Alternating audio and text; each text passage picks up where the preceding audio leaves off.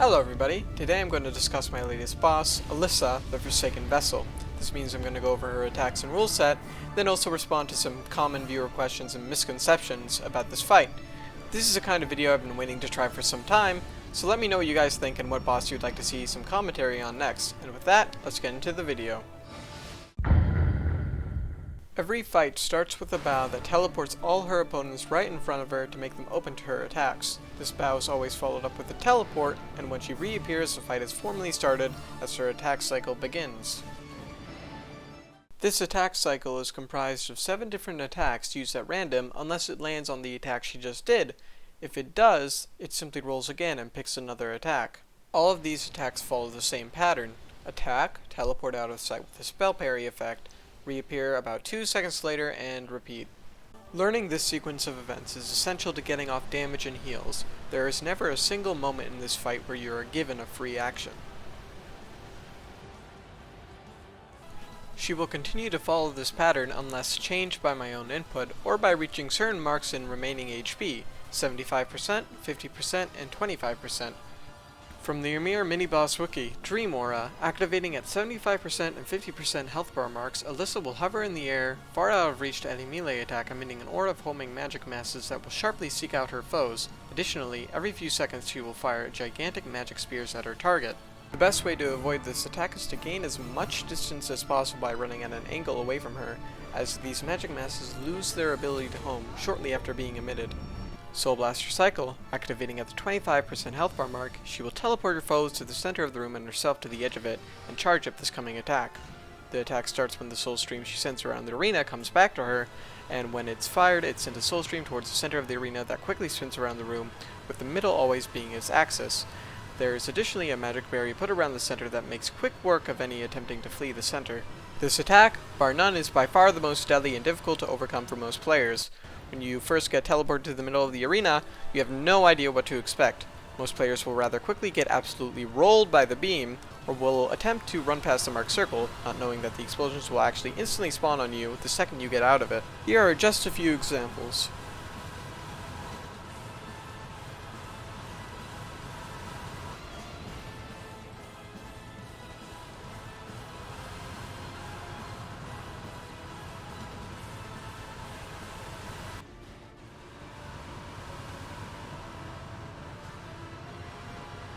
Okay, how many people are gonna die? 1, 2, 3? Yet I'm not yet. Whoa! Where am I reading? Ah! There's no reading! You lied! Everyone lied! Ah! There is a reliable way to avoid damage from this attack that is pretty straightforward. Look around until you see Alyssa, remember where the yellow and white runes were when you were teleported, go a bit to the left facing her but not too far that you go out of the circle. The beam will certainly miss you at first, but you will need to run clockwise and follow the beam's center as it turns not to get hit. It's a bit hard to notice, but the beam slows down and speeds up slightly as it goes, so make sure you have a good amount of stamina and sprint when you need to.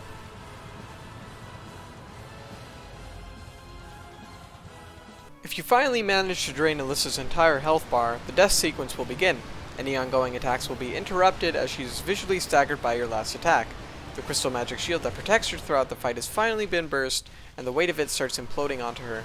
This sends her into a frenzy as she violently teleports around, sending soul streams everywhere, finally dying in a fantastic dark explosion. Defeating Alyssa rewards you with the following items: a soul of a champion, an Isolus staff, and 10 human dregs.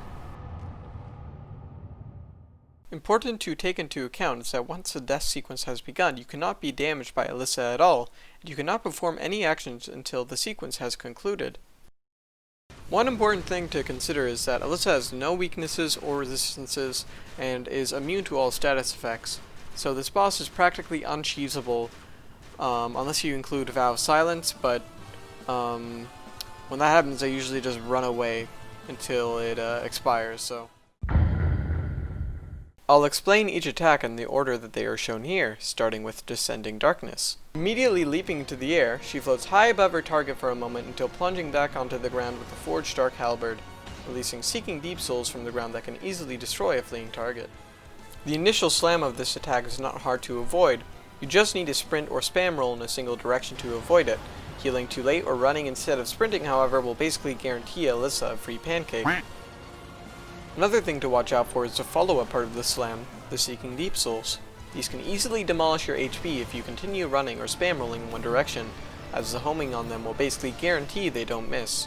The most reliable way to avoid this attack is sprinting directly away the second you know what attack it is, and once she slams, take a hard turn to your left or right.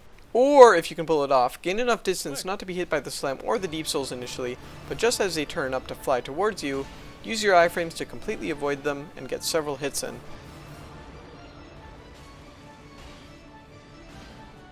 Soul Spear Rush. She teleports up into the air and almost immediately thrusts downwards with a fabricated crystal weapon along with a soul spear into the ground. Less than 2 seconds later, she aims her crystal weapon back at her target and thrusts with the soul spear again. Avoiding this one is pretty straightforward. 1. Identify the attack by observing a teleport that is followed up with the second one right above the previous. 2. Dodge into Alyssa as she attacks. 3. Observe where she landed from the initial rush, and perform a well-timed dodge again. Pursuing soul slashes, Alyssa immediately teleports close to her target and does 2 quick slashes with the soul flash swords. She then teleports again very close to the player and slashes twice again. She finishes the attack off with another teleport and damaging swing of a soul greatsword. The method to avoiding this attack is some mix of gaining distance and well-placed rolls.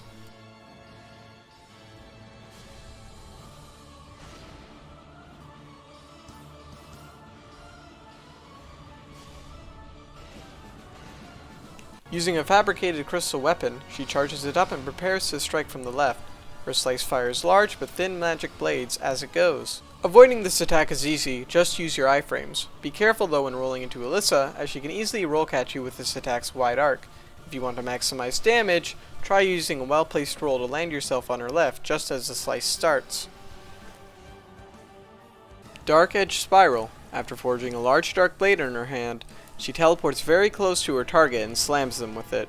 The slam creates a spiral of slicing dark waves that can hit her target if it manages to avoid the initial slam. To this day, I still do not understand exactly how, but it seems people know how to reliably avoid getting hit from this attack with a well-timed roll taking into account Alyssa's position. Soul Stream Blasters. She levitates in the air while every few seconds spawning a white marker that choreographs the location and direction that a blaster will shoot in. The blaster shoots about a second after it is marked, and the attack ends shortly after 5 blasters finish firing. She can be hit with most weapons at the height she is levitating, and the Deep Soul effect below her deals no hits.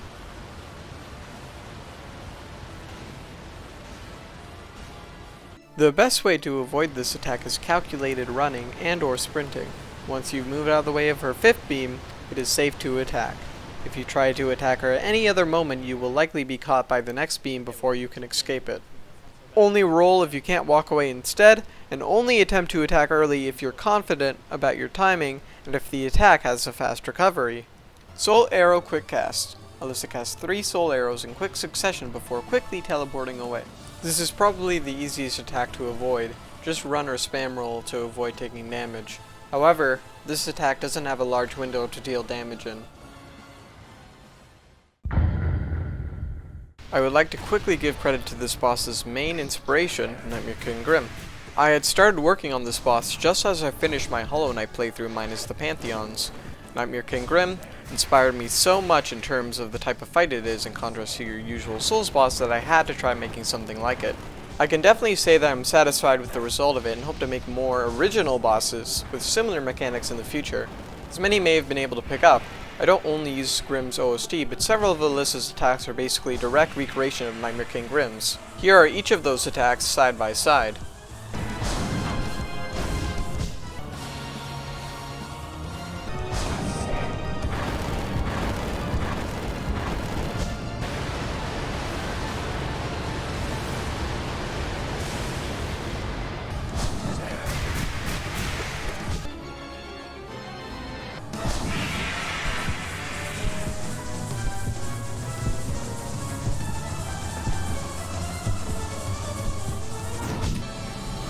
And that's all the attacks that were inspired by him.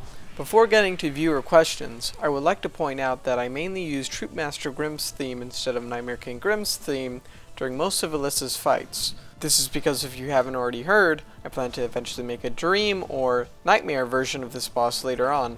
This would use Nightmare King Grimm's theme, have a much faster, stronger set of attacks, and have a mid-tier tier health bar on top of all that.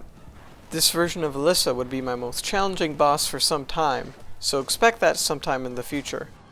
And with that all said and done, let's head on into some viewer questions. Everyone is talking about the amazing mini-boss fight, but no one mentions that the most difficult attack is Sans attack from Undertale.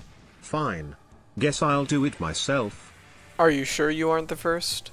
Looks like the 3D version of the I'm the Undertale only boss that fight with all thinks the that this boss lasers. is heavy inspired Is by this a Sans Sans in fight? Undertale. That final attack on the first encounter, he definitely played Sans Undertale. flashbacks. Ah yes, the Wow, Sans I final always move. wondered how the This is fighting what of Sans Sans is from going to be as a boss in looks Dark like Souls. Dark Souls.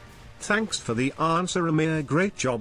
The Nightmare King moveset with some Sans Gaster Blaster sprinkled in. If I'm being fully honest, the only move that I took from him was the Soul Stream cycle at the end. I do understand how you could think that the rest of the fight is also inspired to any degree by it because of the abundance of bullet hell attacks featured in this fight. Imagine how How hard did it you is get to the control mindset the to boss. behave like a boss Props would? to the hacker. This boss is extremely difficult to control and I still haven't mastered my method of controlling it. Here's a sped up clip of a fight I had using my controller.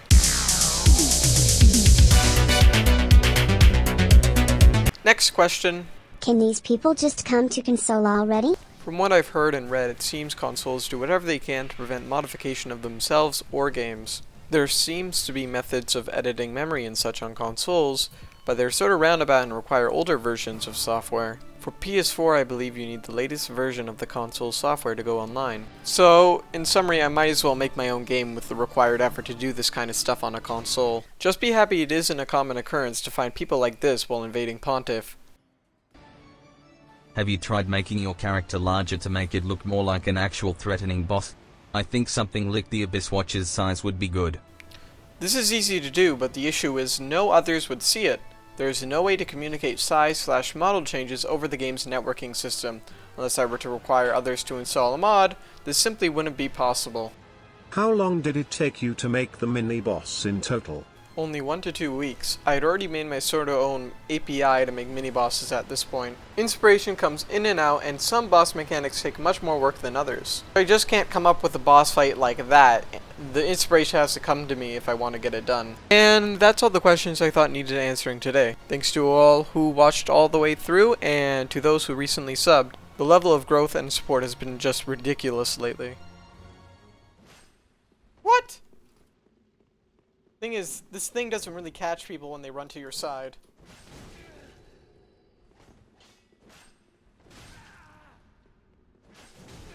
Shit.